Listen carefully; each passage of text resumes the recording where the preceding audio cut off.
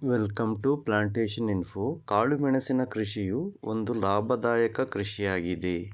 ಇದನ್ನು ಸರಿಯಾದ ರೀತಿಯಲ್ಲಿ ನಿರ್ವಹಿಸಿದರೆ ನಿಮಗೆ ಉತ್ತಮ ಇಳುವರಿಯ ಜೊತೆಗೆ ಹೆಚ್ಚಿನ ಲಾಭವನ್ನು ಕೂಡ ಪಡೆಯಬಹುದು. ಕಾಳುಮೆಣಸಿಗೆ ನಾವು ರಾಸಾಯನಿಕ ಗೊಬ್ಬರಗಳನ್ನು ಬಳಸುವುದರಿಂದ ಮಣ್ಣಿನ ಆಮ್ಲೀಯತೆ ಹೆಚ್ಚಾಗುತ್ತದೆ. ಮಣ್ಣಿನ ಆಮ್ಲೀಯತೆ ಹೆಚ್ಚಾದಾಗ ಯಾವುದೇ ರಾಸಾಯನಿಕ ಗೊಬ್ಬರಗಳನ್ನು ಬಳಸಿದರೂ ಕೂಡ ಪೋಷಕಾಂಶಗಳನ್ನು ಗಿಡಗಳು ಹೀರಿಕೊಳ್ಳುವುದಿಲ್ಲ.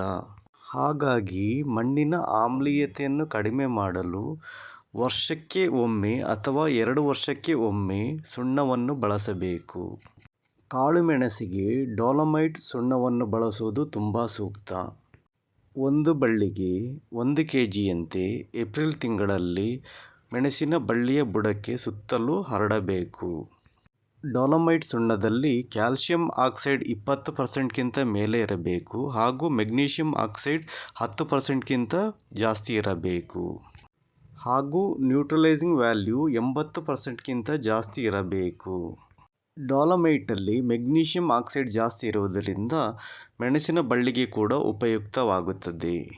ಈ ವಿಡಿಯೋ ಇಷ್ಟ ಆದರೆ ಪ್ಲೀಸ್ ಲೈಕ್ ಮಾಡಿ, ಹಾಗೆ ಅಗ್ರಿಕಲ್ಚರಲ್ ಇನ್ಫಾರ್ಮೇಷನ್ಗೆ ನಮ್ಮ ಚಾನಲ್ ಸಬ್ಸ್ಕ್ರೈಬ್ ಮಾಡಿ, ಹಾಗೆ ನಮಗೆ ಸಪೋರ್ಟ್ ಮಾಡೋದಕ್ಕೆ ಜಾಯಿನ್ ಕೂಡ ಆಗಬಹುದು. ನೀವು ಕೂಡ ಡೊಲೊಮೈಟ್ ಲೈಮ್ ಬಳಸಿ ಉತ್ತಮ ಬೆಳೆಯನ್ನು ಬೆಳೆಯಿರಿ. Thank you.